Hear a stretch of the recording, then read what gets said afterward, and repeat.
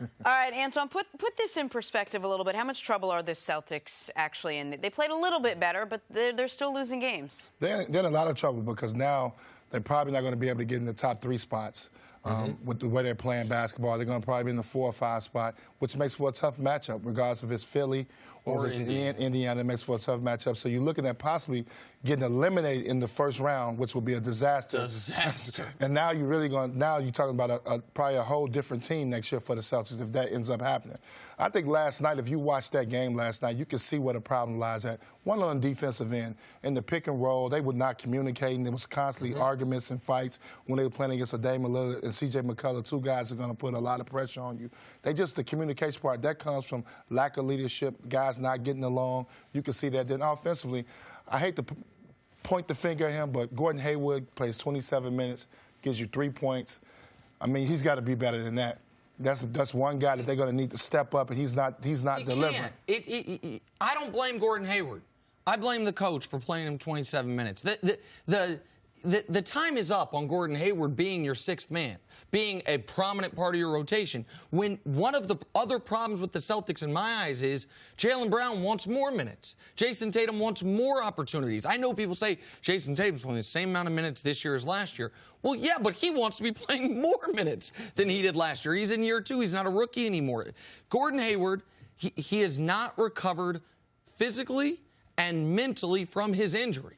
They've got to win games. This is, to me, one of the rare spots where, even though he's a max contract guy, you don't have to give him DNP coach's decision. But he can be down in the 12 to 14-minute-a-night range. I think it would make the team better. I had a problem because I've coached a lot of kids. And you get attached to kids when you come into their lives early. So for me, what I'm going to watch for, and I can understand what you're saying as far as Gordon Hayward. It's tough for him because he's healthy, and to say, you know, Coach, take me out of the lineup.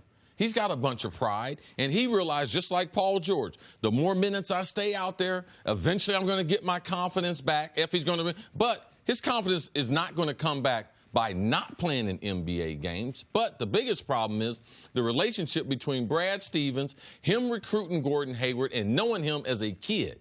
I had this. I coached Giovanni Bernard, great running back, Cincinnati Bengals. Coached him as a kid, Little League. He ended up going to the same high school that I was going to be coaching at. Obvious. That's the way things go. Yeah. The kids travel with the coaches. Gio got hurt in his senior year. We kept trying to rush him back. We were trying to fight for a national championship. I had another running back. He wasn't too bad. Name's James White.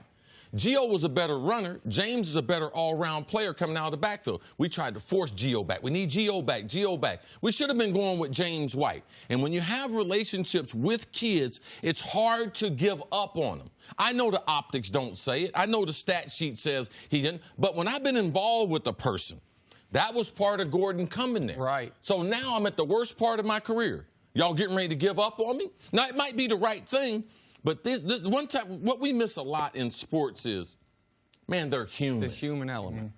And that human element is the reason why Gordon is going out there struggling, trying to play, trying to recapture. He's got a lot of pride. But what gets in the way, when you have those existing relationships that, man, can I really judge him as a basketball player right now? Is it better for him to sit and then potentially come back the start of next season? Those are tough questions. Yeah, I got in the Boston. same type of story. I played for Rick Pitino, obviously, in college. After my first year in the league, he comes and coaches the Boston Celtics. Coaches for 2.5 years. He paid me my big contract. I make the All-Star team the second year with him in '98. And then things went downhill because he wanted to win right away. The roster was a changeover.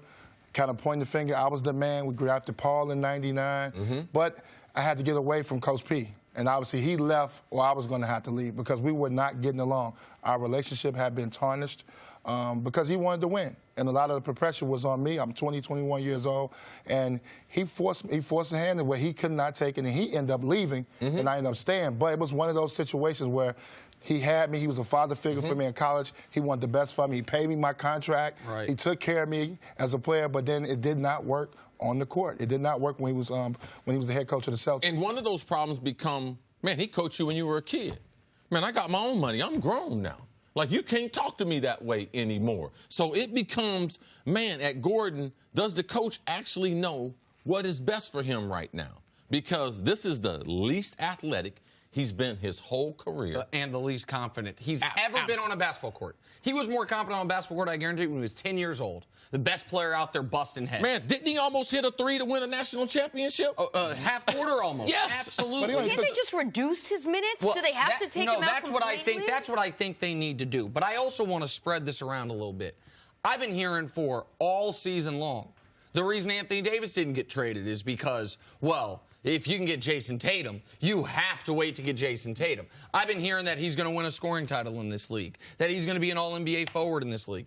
Jason Tatum needs to play better than Kyrie is doing his part. I know they haven't won with Kyrie as much as they won without him. It makes no sense. I get it. But Jason Tatum is having a fine season. He's gone from last year 14 points a game to this year 16 points a game, slightly less efficient. Right. He's not a playmaker. He's never averaged 2 assists per game in his 2-year career. He's at 1.3 to 1.8. Jason Tatum, in his 31 minutes a night, needs to be more efficient or needs to get more minutes and more opportunities. Because if the Celtics aren't going to have anything close to all-star production from Gordon Hayward, and we know what Al Horford's going to give you, and Horford continues to be underrated, they need Tatum close to 20 a night. He's got a lot of these nights, 6 of 11, 14 points. That's what he was last night. He's had a lot of those this year. Jaylen Brown, I don't think it's fair to ask him to be a high-level scorer. We know Tatum, we think we know Tatum can do it. He needs to play better as well. Well, you got to think about this, too. You got to put a little more blame on Kyrie. He takes 24 shots last night. You got to maybe defer a little bit to get these guys involved. Kyrie's not a guy that's going to get you 10, 12 assists a game. You know, that's not his makeup. That's not how he plays. Jason Tatum's a guy that needs ISO situations, needs the ball where he can get his opportunities to go one-on-one. Last year, he got that once Kyrie was gone. You could feature him in the game. That's why he was able to get big numbers. That's why people started talking about scoring titles and the way he could score the basketball, because he was getting the ball. He was kind of like a Carmelo type of player. Kind of like a ball, get it to him. He can make his own move, make his own play. Jaylen Brown's another guy who can create for himself. So guys that play with scoring point guards usually struggle in those type of situations. Thanks for watching. Subscribe here to get the latest from the show. Also, be sure to check out more of the best clips from First Things First, or go watch a few segments from our other shows on FS1.